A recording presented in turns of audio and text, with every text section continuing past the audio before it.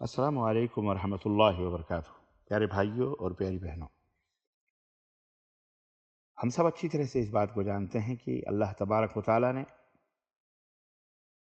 اپنے مومن بندوں کے اوپر روزوں کو فرض کرتے ہوئے ارشاد فرمایا، یا ایھا الذین آمنوا کتب علیکم الصیام کما کتب علی الذین من قبلکم لعلکم تتقون، کہ اے ایمان والو تمہارے اوپر روزے اسی طرح فرض کیے گئے جیسے تمہارے سے پہلے لوگوں کے اوپر فرض تھے، اور یہ روزے فرض اس لیے کیے گئے لعلکم تتقون، تاکہ تمہارے دلوں کے اندر تقوی، پرہیزگاری، اللہ کا خوف پیدا ہو۔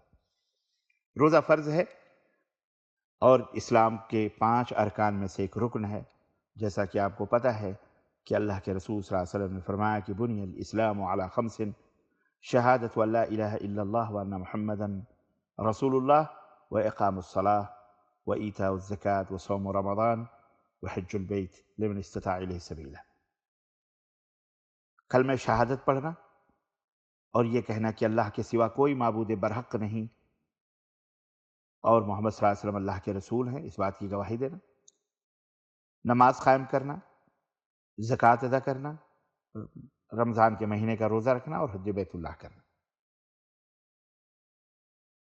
نماز کا بنیادی طور پر، روزے کا بنیادی طور پر، حج کا انکار کرنے والا یا پانچوں کا یا پانچوں میں سے کسی ایک کا انکار کرنے والا، 4 کرنے والا، ایک نہ کرنے والا، بہرحال وہ کافر ہے۔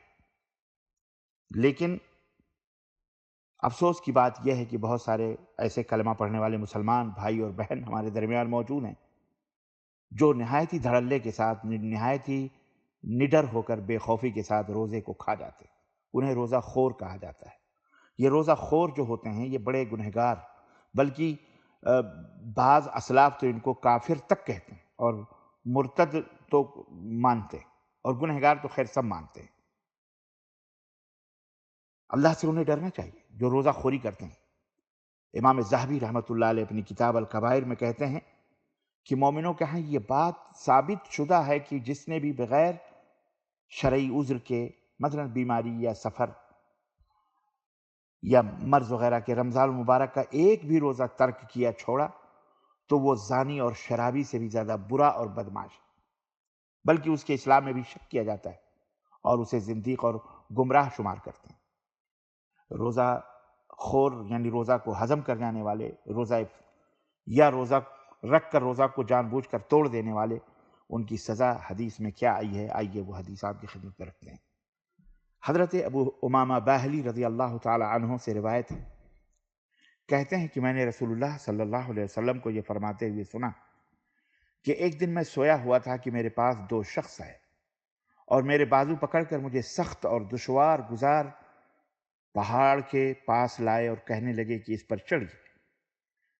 میں نے انہیں کہا کہ میں اس پر چڑھنے کی طاقت نہیں رکھتا۔ وہ دونوں کہنے لگے ہم آپ کے لیے آسان کر دیں گے۔ تو میں اس پہاڑ پر چڑھ گیا۔ جب اوپر پہنچا تو وہاں میں نے شدید قسم کی آوازیں سنی اپنے کانوں سے۔ تو میں نے ان دونوں سے پوچھا یہ آوازیں کیسی ہیں؟ وہ کہنے لگے یہ جہنمیوں کی یعنی دوزخیوں کی آہ و بکا، چیخ اور پکار، اور ان کا یہ شور شرابہ ہے۔ پھر وہ مجھے اور آگے لے گئے جہاں پر کچھ لوگ کونچوں کے بل لٹک رہے تھے۔ کونچے کہتے ہیں ایڑیوں کے بل، یعنی ایڑیوں کے اندر، جیسے قصائی جانوروں کے ایڑیوں کے پاس نیچے جو ان کا کونچا ہوتا ہے اور اس کی نلی میں یا اس کے رگ میں لوہا ڈال کے ان کو لٹکاتا ہے الٹے منہ، اسی کو کونچے کہتے ہیں۔ کونچوں کے بل لٹک رہے تھے اور ان کی بانچھیں کٹی ہوئی، یعنی جبڑے ان کے پھٹے ہوئے تھے اور ان کے جبڑوں سے خون بہہ رہا تھا۔ میں نے ان سے پوچھا یہ لوگ کون ہیں؟ وہ کہنے لگے یہ وہ لوگ ہیں جو افطاری سے پہلے ہی روزے افطار کر لیا کرتے تھے۔ علامہ البانی رحمۃ اللہ علیہ نے موارد الزمان کے اندر اس حدیث کو صحیح قرار دیا ہے۔ غور کریں، اس شخص کی سزا جو روزہ رکھنے کے بعد افطاری کر لیتا ہے، توڑ دیتا ہے وقت گزرنے سے پہلے، جب اس کی اتنی بڑی سزا ہے تو جو شروع سے روزہ ہی نہ رکھے اس کی کیا سزا ہوگی؟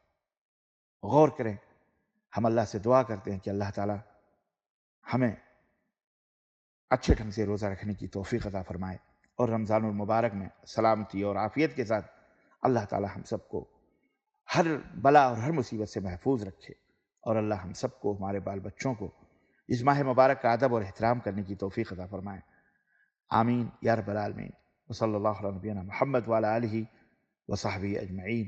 والسلام علیکم ورحمۃ اللہ وبرکاتہ۔